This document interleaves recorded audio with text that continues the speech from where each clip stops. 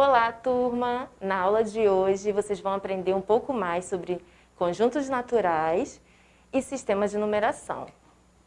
O conjunto dos números naturais é um agrupamento de elementos, tá? Para a gente representar eles, a gente utiliza a letrinha N e coloca eles dentro de chaves. Ali eu tenho 0, 1, 2, 3, 4, 5 e assim vai, tá? Tem continuidade esse conjunto. Eu também posso representar esse conjunto sem utilizar o numeral 0. Aí eu coloco N e um asteriscozinho para indicar que o N não faz parte daquele conjunto, ok? Dentro do conjunto dos naturais, eu também posso tirar outros conjuntos, por exemplo, o conjunto dos números pares, que são 0, 2, 4, 6, 8. Todos os outros números terminados com qualquer um desses também é par. E eu também posso tirar o conjunto dos números ímpares, que são 1, 3, 5, 7 e 9.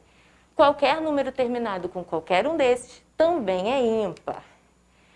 Os números naturais podem ser representados através de uma reta numérica. Através dela, a gente consegue visualizá-los melhor, ver assim sua ordem e fazer também comparações.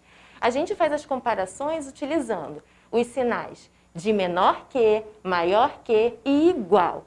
A gente tem assim, um exemplo, 4 é maior que 2, 2 é menor que 7 e 5 é igual a 5.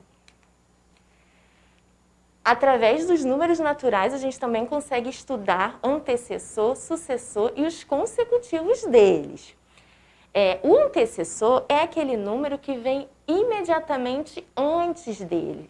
Um exemplo, o 9 é antecessor do 10, porque ele vem antes dele. O sucessor já é o número que vem imediatamente depois. Então, o 14, ele é sucessor do 13, porque ele vem depois. Já os números consecutivos, eles vêm imediatamente depois, sem pular nenhum número. Exemplo, 23, 24 e 25, eles são consecutivos, vêm um após o outro, sem pular nenhum. Bom, antigamente foi-se vendo a necessidade de contar e de se medir os locais. Então, a partir daí, foi criado um sistema de numeração. E não foi só um, não, foram vários. O sistema de numeração maia, ele é um desses sistemas que a gente vai aprender hoje, e ele é vigesimal, ou seja, é a base de 20, ele é contado assim, tá? É através desses símbolos, desses pontinhos com tracinhos. E aquela bolinha representa o 0. Já a numeração babilônica, vocês vão reparar que ela é bem diferente, ela é sexagesimal, ou seja, base 60, também através de símbolos. Reparem as diferenças, elas foram se modificando, tá? Agora, o sistema de numeração egípcio, ele é representado também através de símbolos. Cada numeral corresponde a um símbolo diferente. E com isso eles vão evoluindo. A gente chega aí no sistema de numeração romano. Ele é formado por 7 símbolos. E a partir desses 7 símbolos a gente forma os outros numerais. Então a gente já tem ali o I, que é o número 1, o V, que é o número 5, o X, 10, L, 50, C, 100, D, 500 e M, 1000. Então, a partir desses símbolos, a gente pode fazer outros números. Por exemplo, se eu quero fazer o numeral 8, eu vou pegar o V, que é o 5, e 3 letrinhas I. Eu faço essa soma e eu tenho o numeral 8. Se eu quiser fazer o 3, eu pego 3 Izinhos e eu vou representar o numeral 3. E assim vai. Se eu quiser representar o 300, eu pego 3 letrinhas C, que são 100. Então, 100 mais 100 mais 100, eu tenho ali o 300. Se eu quiser representar o 20, eu pego o x, que ele vale 10. Então, eu colocando 2 xizinhos, eu tenho o numeral 20. E se eu quiser representar o 26, eu pego 2 xizinhos, vão dar 20. Pego o v, 25, e mais um izinho. Então, eu tenho o numeral 26. O que acontece? A gente vai repetindo esses símbolos várias vezes. Então, para a gente evitar de repetir eles mais de 3 vezes seguidas, o que a gente faz? A gente faz uma subtração. A gente coloca um valor desses símbolos antes. Por exemplo, Se eu quiser representar o 40, eu não preciso colocar 4 xzinhos. Eu faço o L, que é 50, e antes dele eu coloco o X, que é 10. Então vai ficar XL, que é 40. Então eu estou fazendo uma subtração aí do 10 menos o 50, ok? Se eu quiser representar o 9, também não preciso colocar o Vzinho, que é 5, e mais 4 izinhos. Não, eu pego o X, que é 10, coloco antes dele o I, que é 1. Então, seria 1 menos o 10. Com isso, eu represento o número 9, sem ter que fazer tantas repetições desses símbolos. Existe também o sistema de numeração decimal indo-arábico, tá?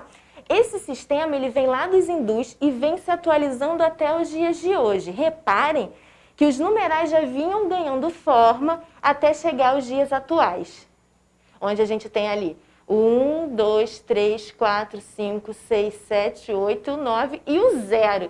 Reparem a evolução dele até os dias de hoje. O sistema é decimal, ou seja, ele é formado através de grupos de 10. Então, 10 unidades correspondem a uma dezena. A gente sabe que uma dezena tem 10 unidades. 10 dezenas correspondem a uma centena. 10 centenas correspondem a uma unidade de milhar. E assim por diante, assim vai, de 10 em 10. A gente também pode representar esses valores através do valor posicional, tá? De acordo com o valor posicional, a gente vai saber quanto vale cada um. Então, eu tenho ali 567. O 7, ele está na casinha das unidades. O 6 está na casinha das dezenas. Mas eu sei que uma dezena são 10 unidades. Então, se eu tenho 6 dezenas, eu tenho 60 unidades. O 5 está na casinha das centenas. Então, eu tenho 5 centenas, que significa que eu tenho 500 unidades. No número 2043, eu tenho 3 unidades, 4 dezenas ou 40 unidades. O 0, ele não faz parte ali na casinha no valor posicional, então ele não tem nem unidades nem centenas, é 0 mesmo. E o 2000, ele representa 2.000 unidades de milhar, 2.000 unidades, tá? Classe dos bilhões, dos milhões, dos milhares e unidades. Gente, isso aqui é para a gente representar esses números dentro da casinha de valores, ok? Então, dentro da classe simples, a gente tem unidade, dezena e centena. Dentro da classe dos milhares, a gente tem unidade de milhar, dezena de milhar, centena de milhar. Dentro da casinha da classe dos milhões, nós temos unidade de milhão, dezena de milhão, centena de milhão. E na classe dos bilhões, nós temos unidade de bilhão, dezena de bilhão, centena de bilhão. Então, a gente posiciona o numeral ali para a gente saber o valor posicional dele. Então, a gente tem ali 1.285.216. Bom, a gente desmembrando, a gente decompondo esse número, a gente tem lá 1 milhão mais 200 mais 80 mais 5 mais 200 mais 10 mais 6. Essa é a decomposição de um número, tá? E quando a gente pega ele e reparte ele em valores maiores. Embaixo eu tenho 203.987.223. Eu coloquei ele na classe dos milhões, começando e terminando aqui na unidade. Decompondo ele, eu tenho 200 milhões, 3 milhões, 900 mil, 80 mil, 7.223. Ou seja, eu peguei um númerozinho e decompus ele um número maior. Bom, turma, espero que vocês tenham gostado da aula de hoje. Bom estudo, um beijo, até a próxima!